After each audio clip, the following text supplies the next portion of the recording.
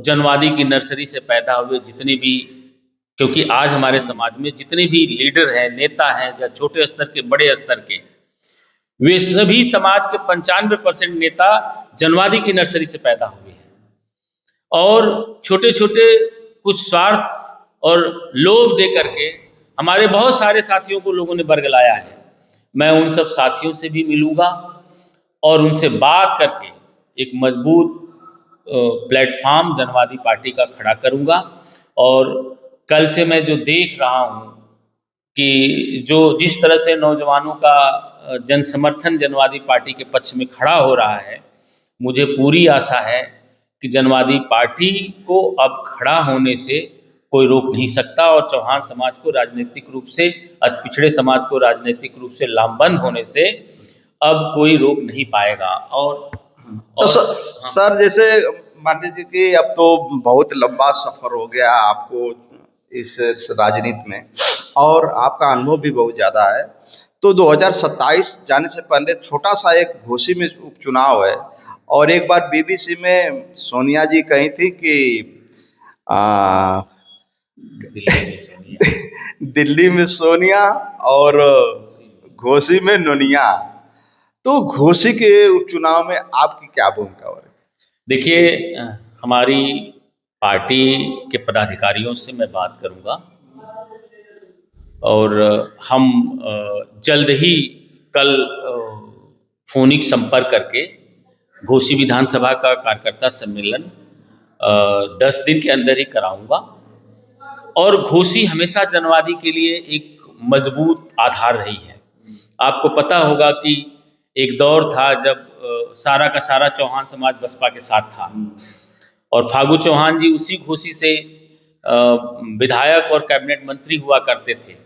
लेकिन जब जनवादी की बात आई और जनवादी से हमने एक महिला को चुनाव लड़ाया विधानसभा का, तो 20,000 वोट घोसी के लोगों ने जनवादी को दिया था और फागू चौहान चुनाव हार गए थे। हमें उनको हराना हमारा मकसद नहीं था, क्योंकि मैंने जनवादी पार्टी की बुनियाद अपने समाज के किसी नेता के खिलाफ नहीं बनाई है, बल्कि जनवादी पार्टी की बुनियाद हमने इस समाज की राजनीति को खड़ा करने के लिए बनाई है।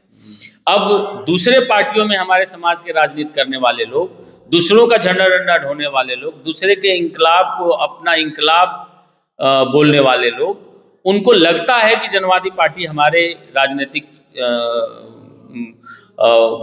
जो कद उनका है उनके लिए थोड़ा बाधक है। लेकिन किसी व्यक्ति के राजनीतिक कद से बड़ा कद समाज का होता है और समाज के अंदर ही सारे लोग निहित हैं। तो घोसी के उपचुनाव में भी निश्चित तौर पर हम लोग लड़ेंगे और मजबूती से लड़ेंगे। और हमने हमेशा कहा है घोसी के लोगों के, मऊ के लोगों से, कि मऊ की राजनीति पर हमेशा दूसरे लोगों ने जाकर के कब्जा किया और मऊ के लोगों को दबा करके रखा। मऊ के नौजवानों को, मऊ के लोगों को, मऊ के नेताओं को लोगों ने पिछलगुआ बना करके रखा। मऊ में एक भी नेता पैदा नहीं होने दिया और जनवादी पार्टी ने मऊ के बेटे को जिला पंचायत अध्यक्ष बनाया।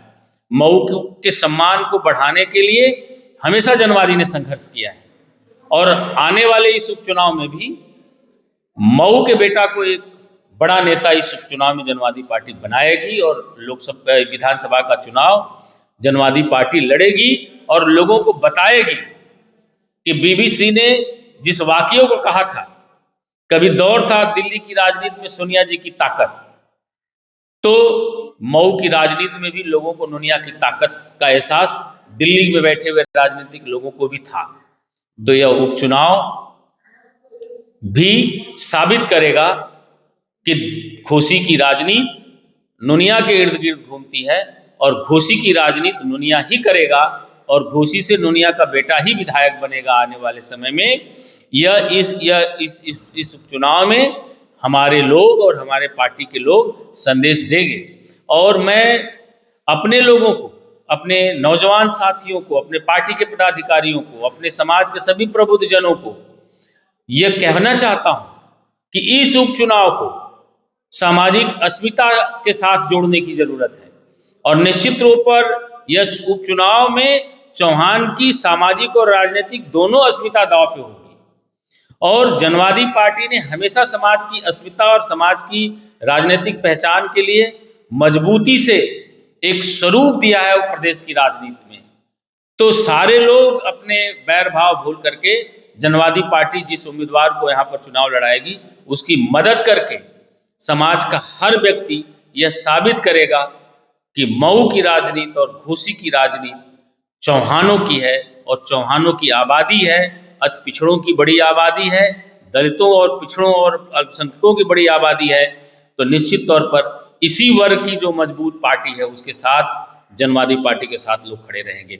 हम आज अपने समाज के, अपने पार्टी के, अपने लोगों से इस बात को कहेंगे कि साथियों, हमने अपने जीवन का सबसे गोल्डन समय समाज की राजनीतिक वजूद को बनाने में दिया है। इन 20 सालों में हम अपने को सांसद और विधायक बनने की राजनीति नहीं की, हम समाज में नेता बनाने की राजनीति की। हम जिस दौर में राजनीति शुरू किए, हमारे समाज में कोई कुर्ता पैजामा नहीं पहनता था। हमने गांव-गांव में लोगों को कुर्ता पैजामा पहनवाया और राजनीति में पार्टिसिपेट करने के लिए, राजनीति में सहभागी होने के लिए लोगों को प्रेरित किया।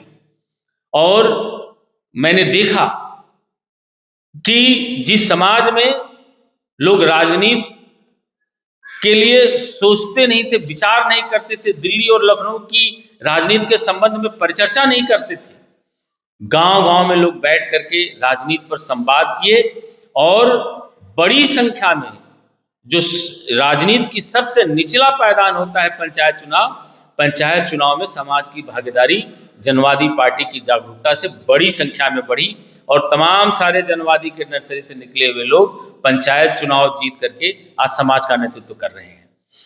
तो अभी आगे की राजनीति में मेरी जो पर्सनल महत्वाकांक्षा है कोई नहीं है। हमें अपनी जिंदगी को जो मुझे देना है, हमारा मकसद सिर्फ एक है कि समाज की राजनीतिक गोलबंदी मजबूत हो और समाज की अपना राजनीतिक वजूद बने। हमें राजनीति में आने पर और हमारे व्यक्तित्व पर हमेशा प्रश्न चिन्ह खड़ा करने का प्रयास विरोधी पार्टियों ने किया। हमें आज तक किसी सदन में जाने का मौका नहीं मिला और वो मेरे लिए बहुत ज्यादा महत्व भी नहीं रखता था। आज हम इस स्थिति में हैं कि हमें 4 साल की सजा हो गई। हम लोकसभा और विधानसभा का चुनाव नहीं लड़ सकते, किसी संवैधानिक पद को हम ग्रहण नहीं कर सकते, लेकिन इससे हमारे जज्बात, इससे हमारे भावनाएं कमजोर नहीं हुई है समाज के प्रति, न राजनीति के प्रति, बल्कि और दृढ़ हुई है। और हमारे जीवन में, हमारे व्यक्तित्व में हमारी राजनीतिक फकीरी का भाव और मजबूत हुआ है। अब मेरे समाज के नौजवान, मेरे समाज के लोगों को मुझे सिर्फ देना है, उन्हें राजनीतिक और संवैधानिक पद पर पहुंचाने के लिए संघर्ष करना है। मैं पहले जितना करता था उससे और ज्यादा करूंगा और इसी जनवादी पार्टी से, इस पार्टी में काम करने वाले नौजवानों को सदन में जाने का मौका दूंगा, उन्हें आगे बढ़ाऊंगा और समाज की राजनीतिक गोलबंदी को मजबूत करूंगा।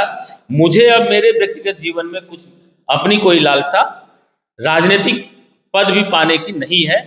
उस सारे रास्ते को विपक्षियों ने बंद किया, इसका मुझे 1% भी दुख नहीं है, क्योंकि दुख मुझे तब होता जब इस काम के लिए हम राजनीति में आए होते। तो मैं अपने सभी नौजवानों से कहूंगा, अपने समाज के लोगों से कहूंगा कि अब अपनी लड़ाई को हाथ में लेने का समय आ गया है। हमने अपने पूरे जीवन को दे दिया है, आप अपने थोड़े समय को दीजिए और 2027 के चुनाव में समाज की राजनीति को इतनी मजबूती से खड़ा करिए कि आपकी ताकत को कोई नजरअंदाज न कर सके। और मैं अपने नौजवानों से कहूंगा कि राजनीति में किसी के सामने भी तुम्हें हाथ फैलाने की जरूरत नहीं है। जब तक आप हाथ फैला करके मांगोगे, सियासत में सिर्फ तुम्हारे हाथ में लोग कटोरा थमाएंगे, तुम्हें राजपाट कभी देने का काम नहीं करेंगे, न तुम्हारी राजनीतिक हिस्सेदारी और भागीदारी देने का काम करेंगे, न तुम्हारा काम कभी नहीं करेंगे।